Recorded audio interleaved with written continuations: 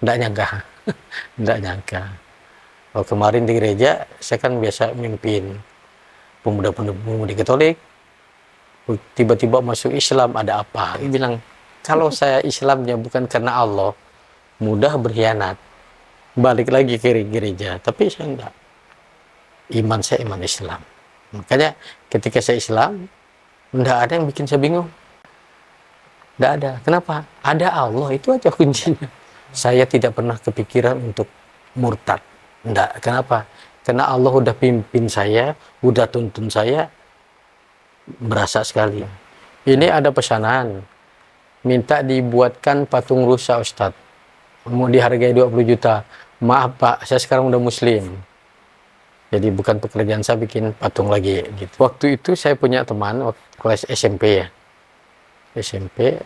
Dia tanya saya begini, Tuhan kalian yang mana sih? Saya bilang yang disalib itu. Oh, kasihan benar Tuhan kalian kena salib gitu kan. Langsung saya pukul dia, padahal teman satu bangku. Kau jangan menghina Tuhanku lah. Tuhan kalian aja enggak kelihatan. Cuman nyembahnya gitu kan. Bismillah. Alhamdulillah. Wassalatu wassalamu ala Rasulillah Sayyidina Muhammad bin Abdullah wa ala alihi wa ashabihi wa mawalah. Kami seru kepada Anda yang sudah bergabung, istiqomahlah Anda.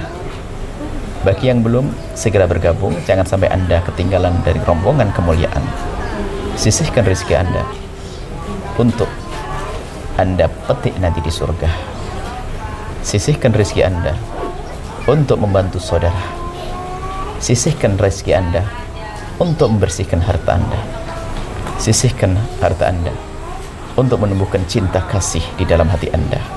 Maka jangan ragu, langsung ke lembaga Saudara Seiman 6210066 911 Bank Muamalat atas nama Baitul Mal Munzalan Indonesia Saudara Seiman.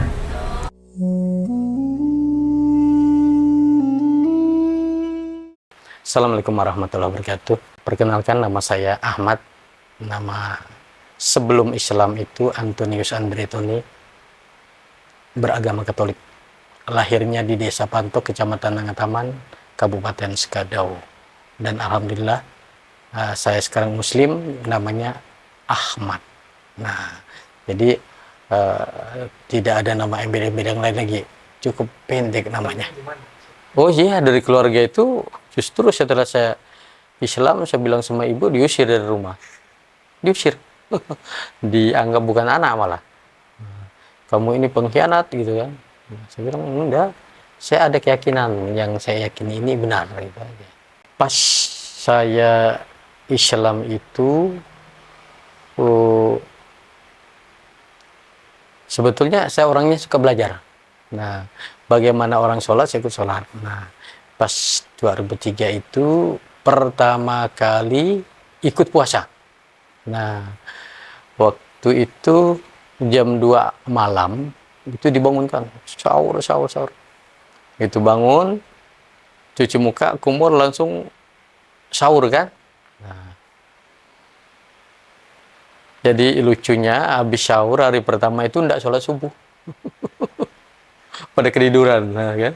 Nah, begitu habis zuhur, orang tua angkat saya nanya, Mat, kamu masih sanggup puasa? Insya Allah sanggup. Kan tidak lama lagi puasa, buka puasanya. Saya pikir sahurnya jam 2, bukanya jam 2 gitu kan. Jam 2 subuh, bukanya jam 2 siang. Bukan Mat, bukanya maghrib. Wah, maghrib, kok kecepatan kita makannya gitu. Nah, begitu beliau bilang maghrib, bisa ndak ya, bismillah aja. Jadi saya ketemu sama itu, ada cucu keponaan beliau, waktu itu kelas 3 SD, saya tanya, kamu puasa? Iya om. Anak kecil aja sanggup puasa, kenapa saya tidak gitu kan. Nah, hari pertama, hari kedua, hari ketiga demam malah saya, karena baru pertama kali puasa. Nah, jadi saya pikir anak kecil kelas 3 SD saja sanggup puasa, kenapa saya tidak? Saya kan Islam gitu. Nah, alhamdulillah hari ketiga selesai sampai takbiran. tidak ada yang bolong malah. Nah, bahkan waktu itu diajak orang tua angkat saya jaring rusak malah ke hutan. Mat, kamu mau ikut nggak? Kemana? Kita jaring rusak. Kan jaring bentangkan tali. Tali itu panjang, dibentang-bentang. Kan nanti ketika rusak itu lewat kan jatuh, baru kita serbu gitu kan. Nah, saya bilang enggak. Pulang kita dari hutan, capek nggak, Mat? Insya Allah enggak. Nah, jadi bahkan sampai takbiran, jadi anak-anak di kampung itu bilang saya gini, abang ini aneh, yang lain berpuasa pasti timbangannya turun. Emang kenapa? Kayaknya abang ini gemuk nih. Nggak tahu, saya bilang justru saya merasa tenang aja. Makanya puasa itu nggak jadi beban buat saya gitu.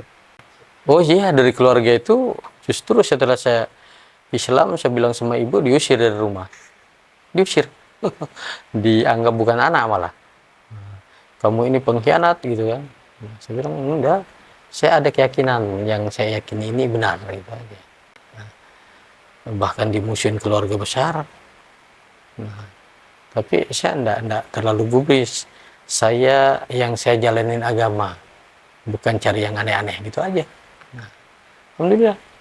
Yang awalnya dengan kita itu enggak suka, sekarang ini alhamdulillah. Jadi silaturahim dengan keluarga itu jalan, dan sangat-sangat itu sekali. Kenapa? Karena ternyata Islam itu tidak seperti yang mereka bayangkan.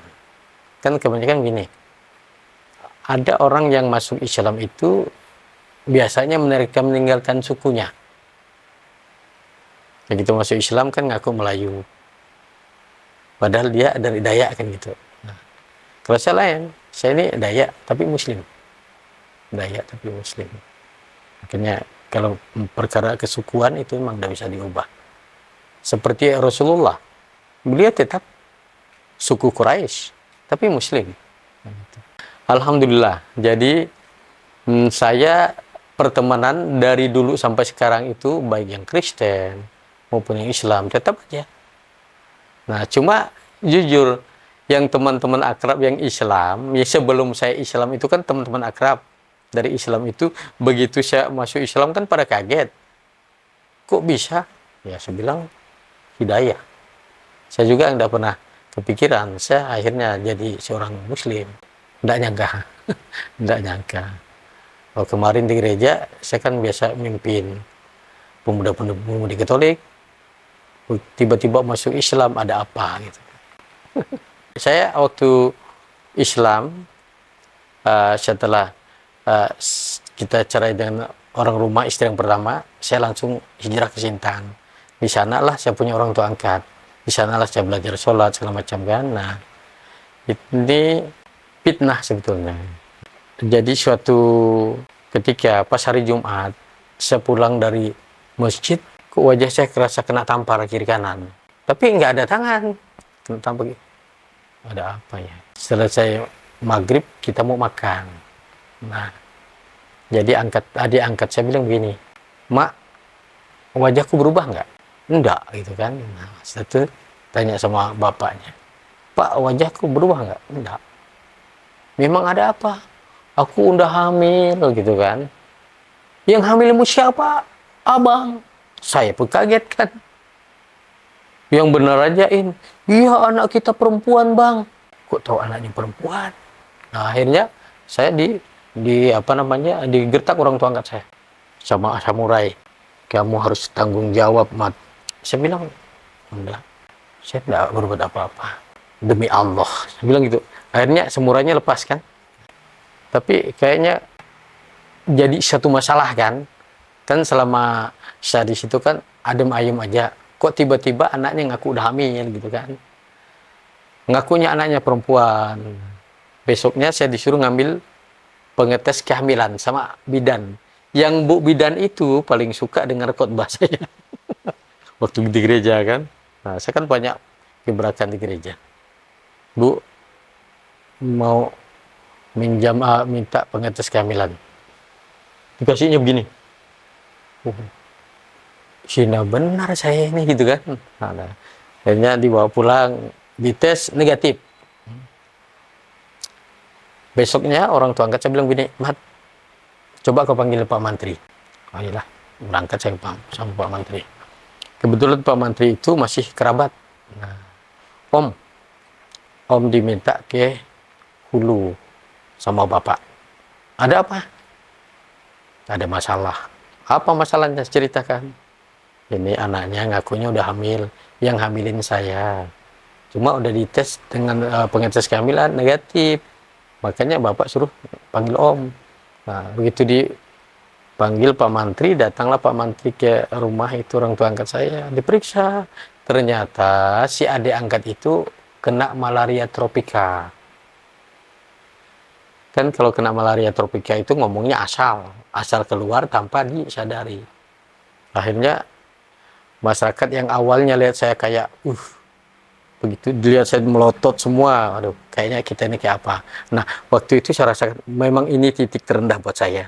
Seumur hidup saya tidak pernah diperlihatkan seperti itu. Nah, begitu Pak Mantri bilang si adik ini kena malaria tropika, akhirnya semua bilang, iya kita salah sangka ya. Saya kira Ahmad yang melakukan kayak gini, ternyata enggak. Ternyata yang si sakit ini ngomongnya enggak jelas. Nah, sehingga setelah adik ini sembuh, ditanyalah sama tetangga, kau sadar enggak bapakmu mau bunuh si abangmu? Kenapa? Kau yang ngomong. Apa yang aku omongkan? Kau bilang udah hamil, yang hamilin abang. Enggak ada. Karena pengaruh sakit tadi kan. Nah, itu ujian yang saya rasakan ya cukup menguras pikiran, karena kita memang tidak pernah melakukan hal yang seperti itu.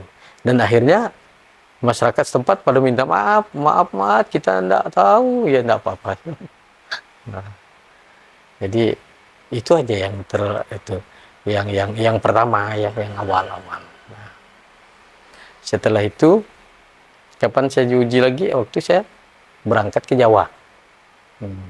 Berangkat ke Jawa itu kan belum pernah ke Jakarta, belum pernah ke Jawa, tapi nekat orangnya. Kenapa saya nekat ke Jawa? Saya ingin cari pondok yang betul mempelajari Al-Quran. Jadi dari awal saya Islam itu niat saya ingin paham Quran. Nah, berangkatlah ke Jawa. Nah, di Jawa itu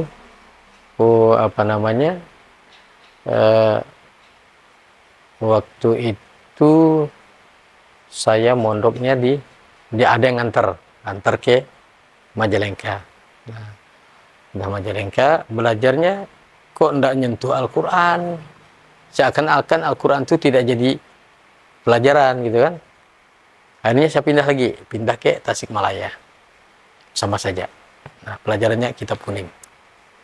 Akhirnya saya punya inisiatif ingin cari pondok yang benar-benar mempelajari Al-Quran supaya kita paham Al-Quran itu petunjuk.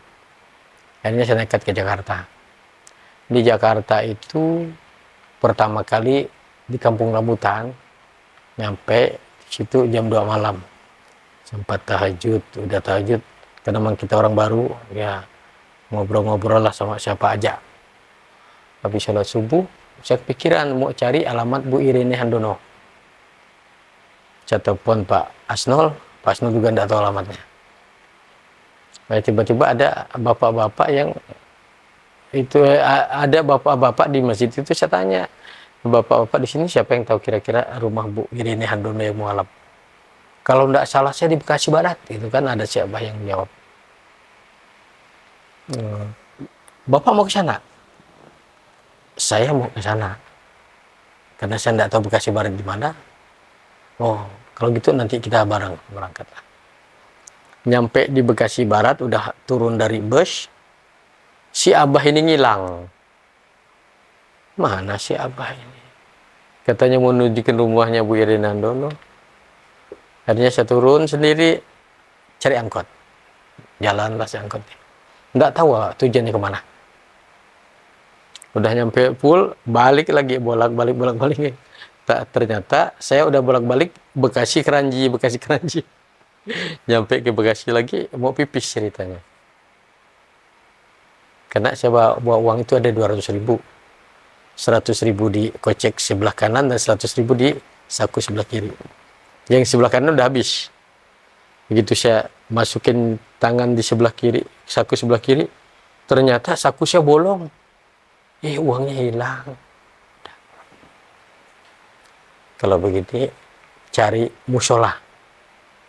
Kalau di tempat WC umum kan bayar. Nah, cari musola. Dapat. Udah pipis, udah wudhu, sholat saya 2 rakaat. Sama penjaga musola saya tanya, Kang, permisi Kang, Akang tahu enggak kantornya Ibu Irene Handono yang mualaf itu di seberang tol. Itu mungkin. Akhirnya saya nyebrang tol, sampailah ke rumah Bu Irene Handono. Nah, sesampainya di rumah Bu Irene Handono, saya ceritakan kronologi saya dari Kristen ke Islam. Dan akhirnya saya disuruh ikut anak buahnya ke Pondok Kebalen. Nah, pagi itu karena uangnya nggak ada, memang belum ada sarapan. Sampai siang itu disuruh ikut anak buahnya ke Pondok Kebalen, belum makan. Perutnya terdahal bunyi. Nah, nyampe di Pondok Kebalen pas azan asar. Saya diantar ke masjid oleh anak buahnya Bu Irene. Rupanya anak buahnya Bu Irene ini langsung pulang, saya ditinggalkan di masjid. Nah, sambil saya wudhu, sambil minum. Karena mau minum kan ada duit. Tapi ada yang tidak bisa ditahan, lapar di perutnya tidak bisa nih. Nah, saya ikut sholat berjemaah dengan jemaah di masjid. Setelah itu saya berdoa, ya Allah, hanya Engkau yang tahu akan keadaan hamba, ya Allah. Itu aja doa saya. Tiba-tiba datang bapak-bapak bawa rantang. Pak, makan Pak. Awalnya saya cuek. Nah, siapa? Bapak, saya. Iya, makan. Subhanallah. Ya, lapar banget. Nah, dibawakan nasi, dibawakan sayur, dibawakan lauk makan saya. Dan si bapak itu kan juga saya tidak kenal. Dan si bapak juga tidak kenal sama saya. Nah, setiap setiap saya lapar selalu ada yang bawakan makanan di masjid itu.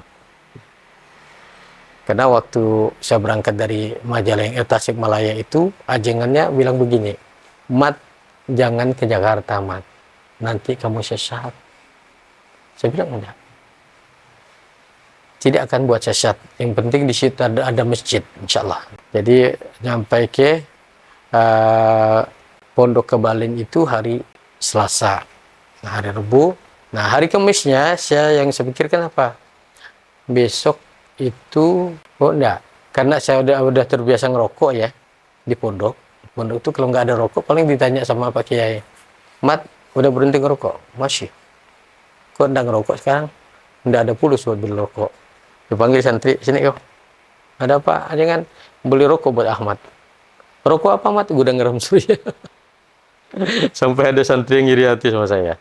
Karena santri di pondok itu kan mereka biasa beli kertas sama tembakau. Dan mereka punya itu cetakan. Memang mereka giling sendiri. Saya kan tidak ngerti itu. Ketika di Pondok Kebalen, kita kalau udah terbiasa ngerokok, itu tidak enak rasanya. Doa saya apa? Ya Allah, hanya Engkau yang tahu akan keadaan hamba, ya Allah. Doanya selalu ba'da asyar. Subhanallah. Setelah saya berdoa, tiba-tiba datang sepasang suami istri masuk ke masjid. Suaminya sholat, istrinya datang ke saya. Pak, ada rezeki Pak. Sambil. Saya nggak tahu isi dalamnya apa. Karena kantongnya kantung hitam, tebal, jadi tidak kelihatan isinya apa. Setelah si suaminya sholat, pamitan ke saya. Suami istri pulang, begitu melangkah dari masjid, saya buka. Subhanallah. Isinya gudang garam surya, 1 selop. Padahal mereka tidak kenal saya. Setelah itu, hari Kamis, besok Jumat, yang saya pikirkan apa? Saya tidak punya duit untuk ngisi kotak infak Jumat. Nah, saya pikir kotak infak Jumat. Sementara duit 1 peser pun nggak ada. Nah, jadi dari subuh Kamis itu saya mikir, mana supaya bisa punya uang. Sementara pakaian dari pondok nggak ada yang layak buat dijual gitu kan. Mau minjam kayaknya nggak bisa. Begitu habis sholat asar, saya seperti kena tepuk. Ada Allah. Saya berdoa, ya Allah, besok Jumat, hamba tidak punya uang untuk ngisi kotak infak Jumat, ya Allah. Engkau maha kaya. Itu aja doanya. Nah, setelah saya berdoa, sekonyong-konyong datang ibu-ibu masuk masjid. Assalamualaikum Pak. Waalaikumsalam. Pak, rezeki buat Bapak, kasih amplop. Begitu si ibu udah kasih, terima kasih Bu. Semoga Allah balas dengan bahasa yang berganda. Amin. Beliau pulang, saya buka. Ternyata isinya berapa? 350.000. Nah, besok Jumat saya senyum-senyum aja. Saya isi 100.000. Tuh. Setelah itu, ada teman yang nanya saya, Bang, abang mau belajar Al-Quran? Iya. Kalau abang ingin belajar Quran, nanti saya antarkan abang ke Ciputat. Nah, waktu itu kita di Bekasi Selatan, diantarlah ke Ciputat. Nemui siapa? Ada yang mualaf juga, orang Ambon, sekarang udah almarhum. Setelah itu kita ketemu sama pimpinannya. Itu hari Jumat. Nah, sehingga malamnya saya ikut kajian. Nah, sebelum kajian dimulai, saya nanya, ada ayat yang tanya sama beliau. Nah, ternyata alhamdulillah memuaskan saya. Nah, padahal sore itu ketika ketemu sama ustadz yang mualaf itu, dibilang apa? Pak Ahmad, di sini berat. Beratnya bagaimana?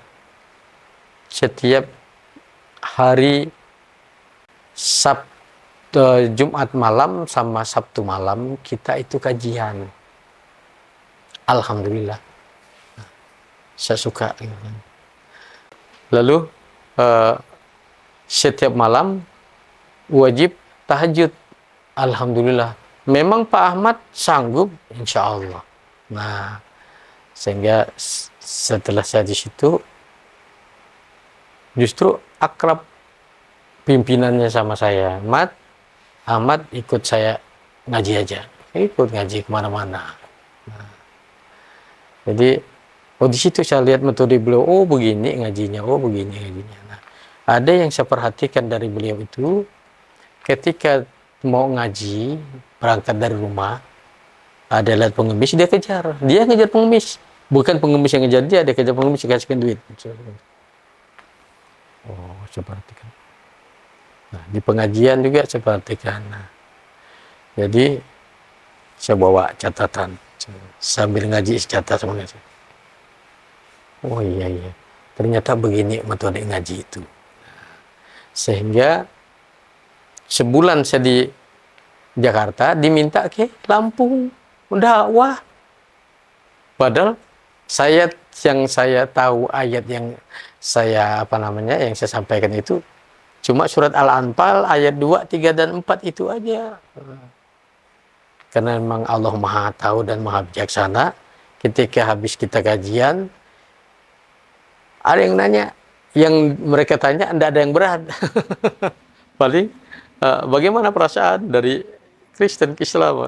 Oh ya, begini. Nah, itu beda dengan sekarang. Kalau sekarang kan begitu kita udah kajian, yang mau nanya silakan, mungkin gitu. Kalau dulu enggak. Paling mereka boleh enggak nanya. Oke. Jadi setelah saya pelajari Al-Quran itu, oh begini Islam itu ternyata mudah. Dan ketika kita mau mempelajari Al-Quran, kita dapat informasi yang ini yang betul-betul bisa dijadikan pedoman. Gitu. Jadi itu aja halangannya yang pertama Kalimantan Barat diuji oleh adik angkat. Nah, ketika di Kebalen diuji memang tidak punya duit, padahal masjid sama gereja itu berhadapan. Nah, makanya saya bilang, kalau saya Islamnya bukan karena Allah, mudah berkhianat, balik lagi ke gereja. Tapi saya enggak. Iman saya iman Islam. Makanya ketika saya Islam, enggak ada yang bikin saya bingung. Enggak ada. Kenapa? Ada Allah, itu aja kuncinya. Ya, alhamdulillah. Di perjalanan setelah Islam itu banyak yang saya bilang enggak ada yang berat. Nah, ujian demi ujian itu cara Allah untuk melihat sabar enggak kita. Kan terkadang kita dikasih ujian, kita anggap berat banget, padahal enggak. Ada yang lebih berat dari itu. Ada yang lebih berat dari itu. Nah, kayak kita dakwah, saya dakwah berdalaman. Dicuekin orang. Saya bilang, bukan, enggak ada berat bagi saya. Itu ujian. Masih mau enggak nyampaikan Quran, itu aja. Sampai sekarang. Makanya di Pontianak ini kajian tetap jalan. Nah, tapi saya juga banyak pelajari di Pontianak ini, Masya Allah. Banyak masalah tentang agama ini. Yang mereka sendiri kita lihat dari sumbernya seperti apa. Gitu. Makanya banyak yang tidak sesuai. Saya tidak pernah kepikiran untuk murtad. Enggak. Kenapa? Karena Allah udah pimpin saya, udah tuntun saya, berasa sekali. Coba banyak hal-hal yang nikmat Allah yang saya rasakan tuh banyak sekali. Nah, makanya saya pernah berangkat ke Lampung.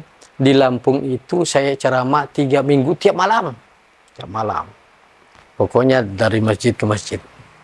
Sehingga pimpinan pondok di Lampung bilang apa? Saya prihatin sama Ustadz. Prihatinnya kenapa? Ustadz dikasih amplop pertama kali ceramah aja waktu di KUA. Setelah itu enggak ada. Kan saya datang bukan ngarap amplop, Kang. Saya datang nyampaikan Quran. Amplop itu urusan Allah. Sehingga begitu pulang ke Jakarta, guru saya bilang apa? Mat, Ustadz, ada titipan dari jemaah ditaruh ke Ustadz Junaidi. Ya. Begitu Ustadz Junaidi tahu saya datang, Ustadz, mereka merasa Ustadz, ada apa? Ini ada itu titipan dari jemaah. Ada segini kali. Saya tidak tahu isinya berapa. Pokoknya saya kasih anak-anak. Jadi tidak ada pikiran harus ngumpul uang. Enggak, kasih anak-anak aja. Udah. Jadi ada kenikmatan yang iya. Saya tidak pernah kepikiran mau cari duit kayak apa gitu kan. Nah, bahkan ada jam tangan. Teman-teman bilang jam tangannya bagus, Ustaz. Saya tanya, Ustadz di sini siapa yang memakai jam tangan? Kenapa? Saya ini bukan apa, kalau pakai jam tangan alergi. Siapa yang mau? Nggak tahu siapa waktu itu yang saya kasihkan. Saya kasihkan, jam mahal malah. Nah, bahkan waktu itu ada ibu anggota dewan yang selalu ikut ke pengajian, belikan baju sutra lengan pendek. Karena saya memang dah hobi lengan pendek, saya antar ke ustadz teman saya kan. Ustadz pakai baju ini. Itu kan untuk ustadz. Saya itu nggak bisa pakai baju lengan pendek. Oh ya, tidak apa-apa. Sehingga di pengajian ditanya, Ustadz kenapa nggak dipakai bajunya? Mabun, saya itu nggak ngerti pakai baju lengan pendek setelah saya Islam. Selalu pakai lengan panjang. Dan bajunya saya kasih sama Ustadz Adli. Oh begitu Ustadz. Jadi banyak nikmat. Saya bilang nggak ada yang membuat saya risau sih Islam. Enggak. Saya dulu perokok ya. Peminum ya, kalau judi enggak. Rokok, minum, sama begadang. Nah, jadi kalau dulu saya begadang itu ketika dapat job, dapat ukiran, belum selesai, belum berhenti. Enggak tidur tuh, siang malam enggak tidur. Nah, sehingga ketika di Islam, oh iya, malam bagus kita tahajud, gitu kan. Nah, kalau kebiasaan di Kristen itu minum arak, itu memang sukanya saya kan. Begitu di Islam, karena dikatakan haram, hilang sendirinya. Akhirnya saya tidak mengkonsumsi arak. Nah, yang masih tertinggal rokok. Nah, rokok itu saya kenal merokok itu dari tahun 90. Nah, saya berhenti tahun 2006. Nah, waktu itu orang rumah saya nanya, bilang begini, Abi itu pendakwah. Rokok mesti dikurangin. Rokok itu kalau hari ini dikurangin, kayaknya besok nambah. Tapi insya Allah nanti suatu saat saya akan berhenti. Orang rumah saya bilang apa? mustahil Abi bisa berhenti.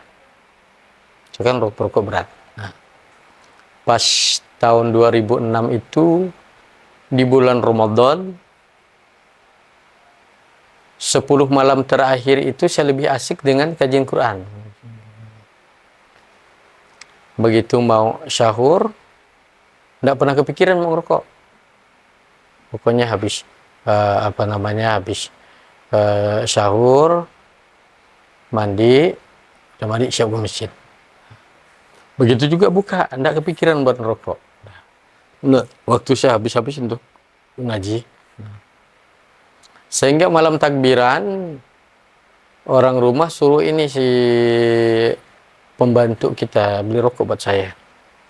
Pas saya di ruang tamu, beliaunya lewat. Mau kemana Mbak? Beli rokok. Buat siapa? Buat Pak Ustadz. Balikin uangnya sama ibu ya. Kasih tahu ibu, saya udah berhenti ngerokok. Nah, waktu itu, orang rumah saya sempat kaget. Kok bisa berhenti, Bi? Ya, kan saya udah bilang. Suatu saat saya akan berhenti. Insya Allah, sekarang berhenti. Nah, itu yang berat, meninggalkannya. Nah, karena berapa kali saya berusaha untuk menghilangkan rokok, enggak bisa. Ada yang menganjurkan makan permen, Mentos, sampai perih. Hati ini perih rasanya kan? Oh, enggak. Artinya kalau pakai obat-obat seperti ini, enggak ikhlas. Nah, insya Allah suatu saat saya akan ikhlas meninggalkan rokok, iya. Karena memang ikhralnya meninggalkan rokok, tinggal. Itu yang berat. Nah, setelah saya tinggalkan rokok, pas tahun 2006 itu saya diminta ngisi kajian di mana? Di Sintang. Ada Pak Haji yang akrab sama saya. Nelpon, Ustadz, kalau diminta datang ke Kalimantan, mau nggak? Ada acara apa? Pengajian boleh. Nah, di masjid mana? Saya tanya. Bukan di masjid, di rumah saya. Oh boleh. Jadi berangkatlah, sehingga nyampe ke Pontianak, beliau jemput. Ustadz, rokoknya udah siap. Saya siapkan 1 slop. Maaf Pak, saya udah berhenti merokok. Jadi teman akrab aja bingung. Kok Ustadz bisa berhenti ngerokok? Ya udah, janji saya mau berhenti saya. Gitu. Dan sampai sekarang, bahkan tidak berpengaruh buat saya orang merokok dekat saya. Nah, jadi, karena satu diikrarkan mau tinggalkan, ya tinggalkan. Jadi tidak ada harus begini-begini, enggak. Yang awalnya memang disuruh makan permen segala macam, tidak berpengaruh. Akhirnya saya ikrarkan mau berhenti aja.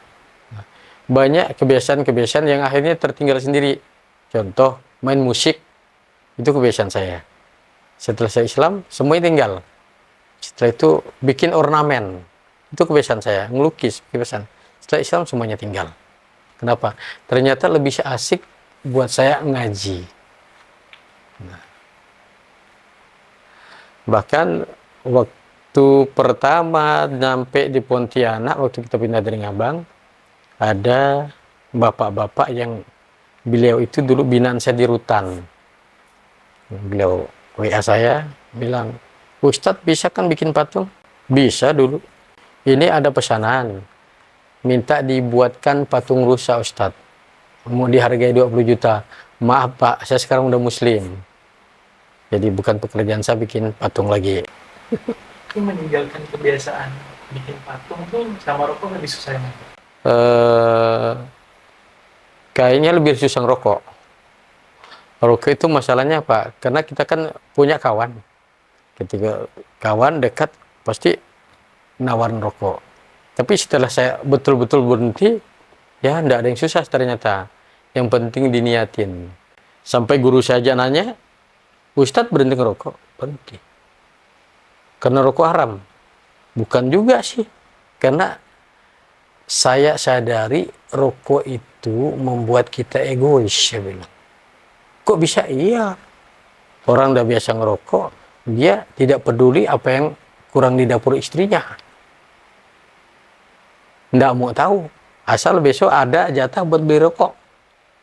Nah, dan ketika orang itu perokok, dia telah menyekutukan Allah itu dengan rokok. Contoh ketika rokok itu sisa 2 batang aja di bungkusannya. Dia berpikir sekeras-keras mungkin kira-kira besok pagi dapat beli rokok di mana. Jadi ketika kita jadi seorang pendakwah masih ngerokok, belum full dakwah kita. Masih banyak yang kita pikirkan. Rokok itu bisa membuat kita musyrik masalahnya. Akhirnya saya tinggalkan semua. Dan alhamdulillah sekarang udah aman. Saya dari SD kelas 1, kelas 2 itu di SD swasta. Kelas 3 di SD negeri. Nah, di SD negeri itu saya bisa baca tulis itu kelas 3. Kelas 1, kelas 2 belum bisa karena kita kan tidak ada TK waktu itu kan. Nah, setiap halaman buku saya itu selalu saya tuliskan lafaz Allah. Jadi enak nulisnya gitu bahasanya kan. Nah, sehingga ada teman saya bilang gini, "Bang, kayaknya nanti abang masuk Islam deh." "Enggak lah, aku kan Katolik," gitu kan. Nah, setelah itu banyak, saya kan suka mikir orangnya. Nah, saya ke Islam itu bukan saya harus belajar Islam bagaimana. Nah, karena waktu itu saya punya teman waktu kelas SMP ya. SMP, dia tanya saya begini, "Tuhan kalian yang mana sih?" Saya bilang, "Yang disalib itu." "Oh, kasihan benar Tuhan kalian kena salib," gitu kan. Langsung saya pukul dia, padahal teman satu bangku. "Kau jangan menghina Tuhanku lah. Tuhan kalian aja tidak kelihatan. Cuman nyembahnya," gitu kan. Nah, setelah saya Islam, saya belajar. Nah, pertama kali saya belajar baca Quran itu diajar oleh Romi. Romi itu cucu keponakan orang tua angkat saya. Ibunya bilang apa? "Rom, ajarin Om ngaji." "Siap." Awal belajar ngaji bacanya, ini bacanya Bismillahirrahmanirrahim. "Kok bisa jadi Bismillah, Rom? Ini kan kok bisa jadi Bismillah?" Karena memang anak kecil tidak bisa berargumen. Akhirnya aku tidak mengaji Om lagi, banyak tanya.